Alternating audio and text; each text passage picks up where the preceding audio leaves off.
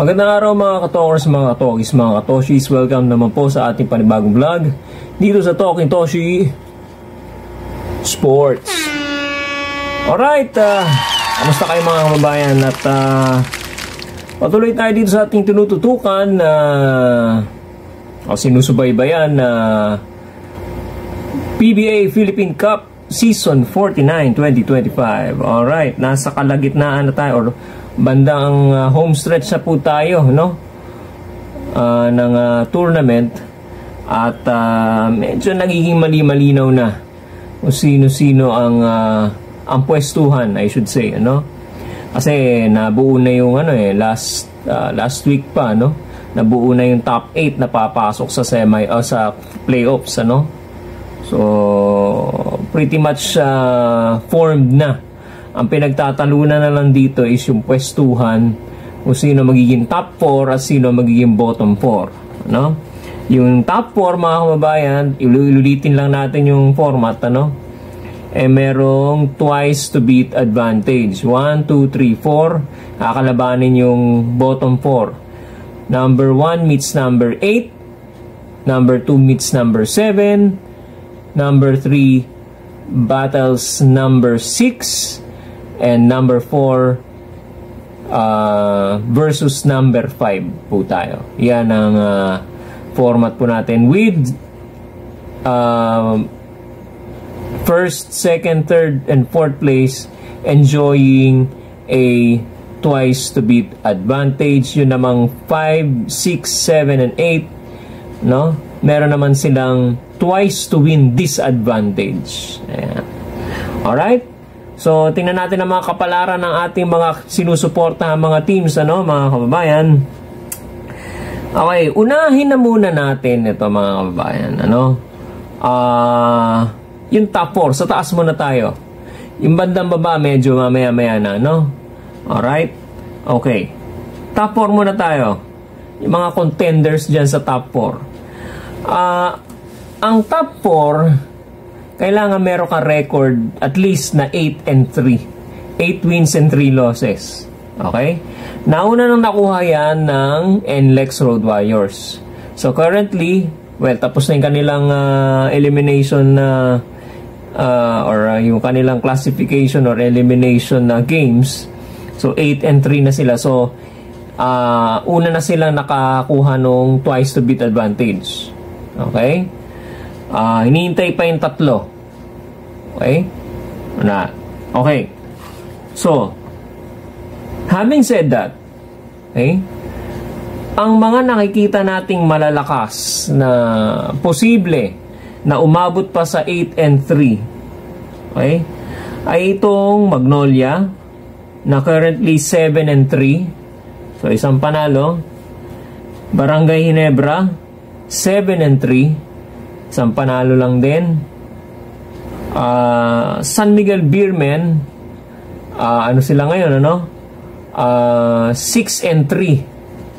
6-3. 7-3. Kasi natalo sila nung talo sila ng Converge, ano? 7-2, 7-3. Tama, ano? Yan. Yan, yung tatlo. At saka Magnolia. Magnolia 7-3. Nabanggit ko na kanina, no? Magnolia, Ginebra, San Miguel. Yan. Yung mga mga teams na merong malaking possibility na maka 8-3. So, tingnan natin kung halimbawa magkatablahan sa 8-3. Okay? Kasama na rito ang NLEX, mga kababayan, ha? Okay.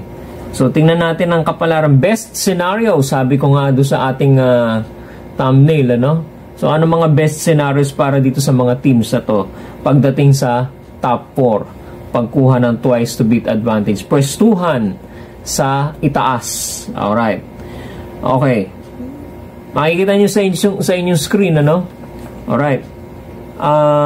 Pagka ang Magnolia at ang Ginebra ang nanalo sa mga susunod na mga laro nila, di pareho 8-3. Aakyat ngayon sila. Kasama ang NLEX. Okay? Ang sitwasyon dito na San Miguel, talo sila sa Northport. Sabihin natin, ano? Okay. So, ilang teams lang nakaabot sa 8 and 3? Tatlo. NLEX, Magnolia, Ginebra. Natalo San Miguel, so 7 and 4. 6 and ano sila ngayon 7 and 3 no? So 7 and 4. So hindi sila nakapasok do sa top 4, ano? Hindi sila, well, meron kasing 7 and 4 na pwede makapasok sa top 4, ano? Mamaya i-discuss natin 'yan, ano? Dito muna tayo sa 8 and 3. Okay? Okay. So, hindi kasama San Miguel doon sa 8 and 3 kasi 7 and 4 nga sila, no? So, NLEX, Magnolia, Ginebra, tabla sa 8 and 3. Ito ay kung mananalo ang Magnolia at Ginebra sa kanilang last games. Okay? Okay. So, kukunin natin quotient. Sino magiging number 1, number 2, number 3? Okay? First, ang NLEX. Second, ang Ginebra. Third, ang Magnolia. Bakit po? Ang NLEX plus 11 pagdating sa quotient. Ang Ginebra, good for second place, plus 1. Ang Magnolia, ang third place, minus 12.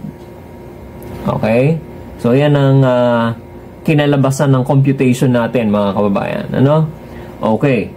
So, yan ang magiging placing sa atin, ano? NLEX number 1, number 2, Ginebra, number 3, Magnolia. Okay. Ngayon, halimbawa, hindi kasama Ginebra, hindi pinalad. Sila yung naging 7 and 4. Pasok na mga yon ang San Miguel. Okay?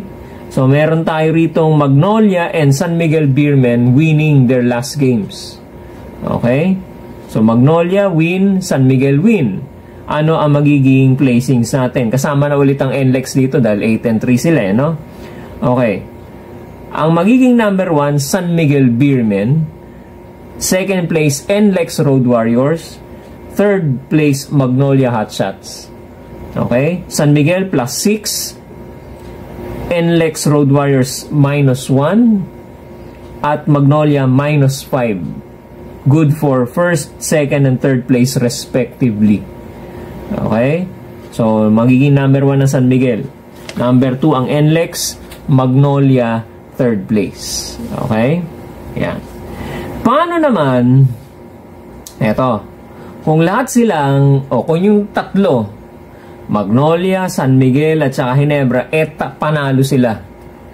So, lahat sila 8 and 3, pati NLEX, tablahan yung 4. So, pero dito malinaw na silang 4 na yung top 4. Okay? Sila na yung 4 na may twice to beat advantage. Pag nanalo ulit ang Magnolia, San Miguel, at saka Barangay Ginebra.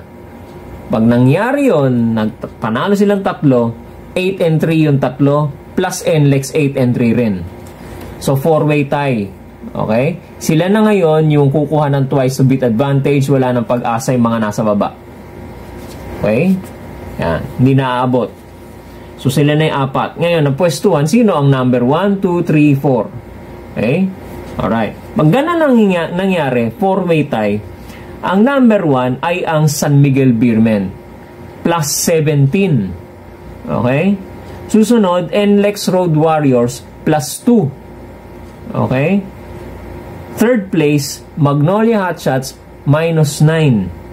Okay? At ang huli, ang fourth place, Barangay Ginebra, minus 10. Yan po ang placings, ano? Base sa ating quotient, San Miguel Beer ang number 1, number 2, NLEX Road Warriors, number 3, Magnolia Hotshots, and number 4, Barangay Ginebra. Kung manalo ang Magnolia, San Miguel at Ginebra, kasama ang NLEX. Magkakapareho silang 8 and 3 silang 4, 4-way tie, mga kababayan. At sila na rin po ang papasok. Sila rin na makakakuha ng twice. Silang 4 na rin po ang makakakuha ng twice to beat advantage. Okay? Ngayon, punta naman tayo dito sa bandang baba. Bandang baba, bandang gitna. Well, may makakasama pa rin tayo rito ng mga candidates para do sa top 4. Okay? Kasi ang Magnolia at ang Ginebra ay ngayon 7 and 3. Okay? So may possibility na bumaba sila, malaglag sila sa 7 and 4. Okay? It's either angat sa kanila 8 and 3, 7 and 4. Baba. Okay? Makakasama nila rito, makakahalubilo nila rito ang Rain or Shine Elasto Painters at TNT Tropang Giga. Okay? Ang San Miguel pwede pa rin bumaba sa 7 and 4, ano? So ito yung mga teams na tinalakay natin kanina na pwedeng mag 8 and 3, makakuha ng twice to beat advantage. Pwede rin naman silang makakuha ng 7 and 4 na record at bumaba ng standings, ano?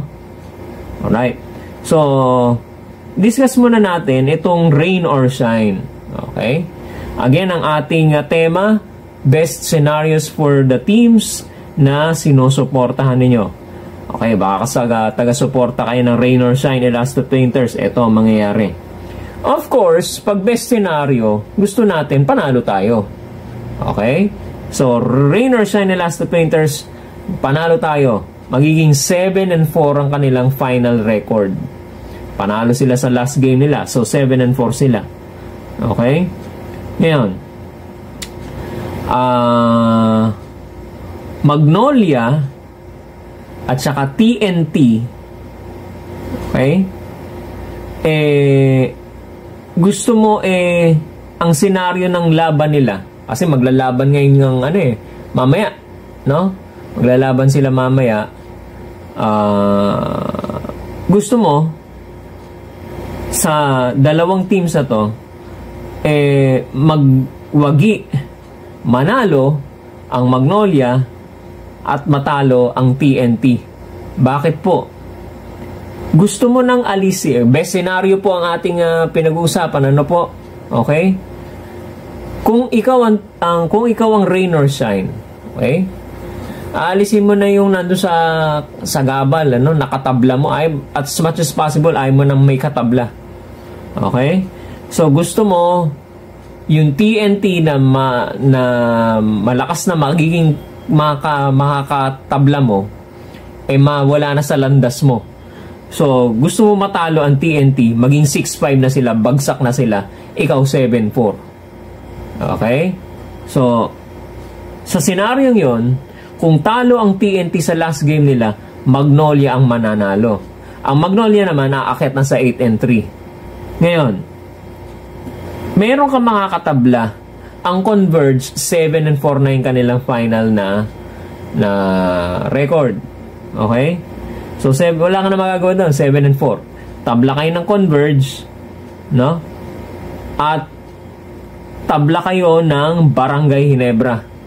So, kung panalo Rain or Shine at ayaw mong pumasok ang TNT, gusto mong outright matalo na sila, ibig sabihin panalo na Magnolia, eto ngayon ang magiging placings natin.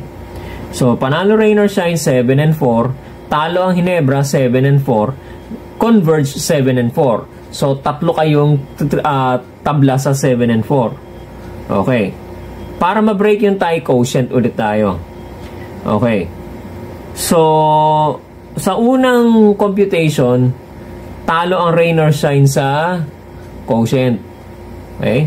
Actually rito kung natatandaan kung tama, Ginebra ang may mataas na quotient dito, no? Gusto nating maging number 4. Kasi yung mananalo rito, yung mataas ang quotient dito sa sitwasyon na to, number 4. Okay? Pasok na ang NLEX. Assuming panalo San Miguel, pasok na San Miguel. Pasok na ang Magnolia dahil nanalo sila. Isang pwesto na lang, number 4. At kung gusto ng Rain or Shine na maka twice to beat number 4 sila, ito dapat maging sitwasyon. Okay, ito na. Kailangan makakuha ng plus 5 quotient ang Rain or Shine. Okay? Barangay Ginebra plus 4. Converge Fiber Xers minus 9. Okay? Yan. Paano magiging plus 5 yan? Kailangan ng Rain or Shine sa game nila versus Ginebra, manalo sila ng 15 points pataas versus Ginebra para maging plus 5 sila. Para maging plus 4 ang Ginebra at para maging minus 9 ang Converge. Yan, mga kababayan. So, requirement, sa laro ng Rain or Shine versus Ginebra, dapat manalo ang Rain or Shine hindi lang basta 7 and 4 ha. Hindi lang basta manalo sila. Kailangan manalo sila ng 15 points pataas. Okay, 15 points below, hindi sila magiging number 4. Okay? Iba ang magiging number 4. Hindi ko lang na-compute kung sino. Pero kasi best scenario na lang tayo. So inisa ko lang, ano? Rain or shine, number 4. Number 5, Ginebra. Number 6, Converge. Kung mananalo ang rain or shine sa Ginebra by 15 points above and above. Okay? Yan ang best situation for rain or shine. Ngayon, gusto rin naman ng TNT pumasok sa twice to beat, siyempre, no? Para yung Grand Slam nila maging reality. So sila, kailangan manalo sila. 7 and 4. Ayan, 7 and 4 din sila. Okay? Kung ako ang TNT, nanaisin ko nang mawala sa landas ko ang Ginebra, okay? Damay na ang rain or shine. Okay? Bakit? Talo po ang Ginebra, talo po ang TNT sa Ginebra. So kung idadagdag mo pa siya sa quotient, mas lalaki yung negative. Okay? I think malaki ang lamang ng Ginebra sa TNT no naglaban sila, no? Okay? So mas gugustuhin ko nang wala ang Ginebra sa landas sa computation ng quotient. So gusto ko ng tatlo na lang kami. Okay? Panalo ko 7 and 4. Okay? Kasama ko ang Converge na 7 and 4 din. At Magnolia. Okay? O kasi siya yung kalabang ko no? Alright. Again, dito sa sitwasyon na to, panalo ang TNT, panalo ang Ginebra, pabayaan mo na ang Ginebra umakyat sa 8 and 3, tapos talo ang rain or shine. Okay? O, pati yung rain or shine, damay na rin kasi gusto mo maalis na rin sila sa landas mo. Bagsak sila sa 6 and 5 dahil talo ang rain or shine. Ikaw 7 and 4. Kaya lang meron kang katabla. At yan ang TNT at saka ang Magnolia. TNT ka na pala. Yan ang Converge, at ang Magnolia. Okay? So, ano ngayon ang placings ninyo? Para ikaw ay na maging number 4 at pumasok ka sa twice to beat at makuha mo yung twice to beat advantage ng TNT, eto dapat ang mangyari. Ang quotient mo dapat TNT plus 4, Magnolia plus 2, Converge Fiber Xers minus 6. So, ikaw ang number 4 dyan. Pero para maging number 4 yan, hindi basta-basta mananalo ka lang. Okay? Dapat manalo ka, no? Ang TNT dapat manalo over Magnolia. Dapat ang lamang nila sa Magnolia, 10 points pataas para maging plus 4 sila. Para maging plus 2 ang Magnolia, para maging minus 6 ang Converge. Yan. Yan ang perfect or best scenario para sa TNT. Na sila, kung gusto nila makuha yung twice to beat advantage, kailangan manalo sila over Magnolia ng 10 points pataas. Below 10 points, iba ang mag-4th place. Hindi sila. Okay? Yan. Okay. So, hindi pa natin pinag-uusapan dito ang walang San Miguel dito. Okay? Kasi pag sinama mo pa San Miguel, ay nako hindi kayo magiging best scenario yung ating pinag-uusapan. Okay? Baka maagaw pa nila kasi ang lalaki ng lamang nila sa mga kalaban nila, no? Okay? Pinag-uusapan natin dito walang San Miguel, Assuming na talo sila sa Northport. Panalo sila sa Northport. Para akyat na sila sa 8, baka hayaan mo sila doon sa taas. Dito tayo sa 7 and 4, no? Yan. Alright? Hindi natin pinag-uusapan pa yan, ha? Pag-uusapan pa natin yan as the days go by. Okay? Titingnan natin yung mga possibility kung kasama ba San Miguel o hindi. Depende kasi sa laro nilang sa linggo kung sila ay mananalo over Northport o matatalo, no? Okay. Hindi pa natin pinag-uusapan dyan. Labas pa dyan yung usapan na 5-way tie between Magnolia, TNT, Ginebra, Rain or Shine at saka Converge. Okay, 5-way tie. Hindi pa rin dyan pasok. Pa rin natin pinag-uusapan yung possibility ng 6-way tie na sinabi ko na sa inyo nung last vlog ko. 6-way tie among San Miguel, Rain or Shine, Magnolia, San Miguel, Rain or Shine, Magnolia, TNT, Ginebra, tsaka Converge. Okay? Kailan mangyayari yung 6-way tie? San Miguel matatalo sa Northport, Magnolia matatalo sa TNT, Barangay Ginebra matatalo sa Rain or Shine. Ang Converge, tapos na. Nandun na yung 7 and 4 niya. So, 6, ano? Oh. So, well, tingnan na muna natin yung mga susunod na mga laro.